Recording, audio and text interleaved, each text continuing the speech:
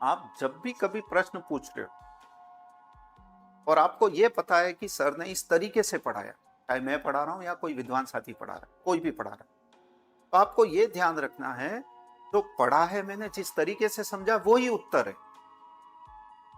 अब जो बुक्स आ रही है, एमसीक्यू को लेकर के आ रही हो, चाहे जिस तरह की आ रही हो, उसमें आंसर प्रिंट किए गए, टाइप किए गए। ऐसा नहीं है कि उन्होंने लिखते समय गलती की है, टाइप करते समय वो गलती हो सकती है।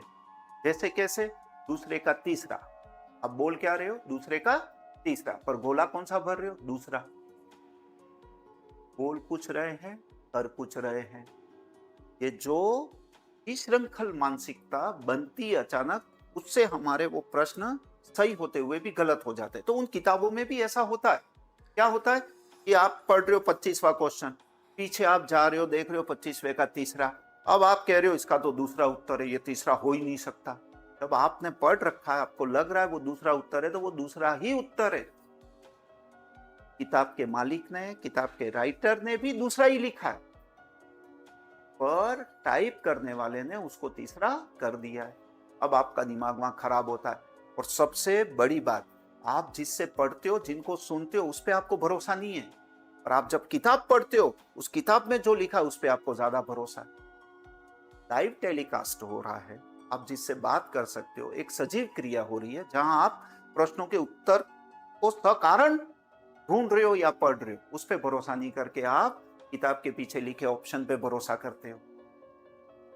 तो सर नहीं करें क्या? सर आपको नहीं पूछे क्या? नहीं, पूछो, पर कभी नहीं पूछ पाए, कभी नहीं कर पाए, अब वो करना जो आपने पढ़ा है।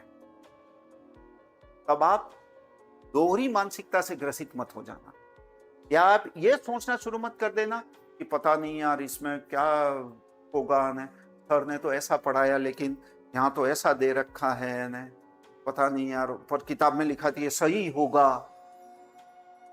अरे आपने पढ़ा है, आपने समझा है, आपने प्रैक्टिस की है, वो सही है, क्योंकि आपने बहुत मेहनत की 4 महीने। अब आप उसको इस एक प्रश्न के कारण दांव पे लगा देते हो, तो ऐसा नहीं करें। और इस बात को बहुत अच्छे से ध्यान रखें। प्रश्न पूछें आप संबंधित शिक्षक से, बहुत अच्छी बात है, लेकिन विश्वास के साथ उस उत्तर को भरें जो आपने पढ़ा है या जिस शिक्षक के द्वारा आपने पढ़ा है। ठीक है, समझ में आ रही होगी मेरी बात?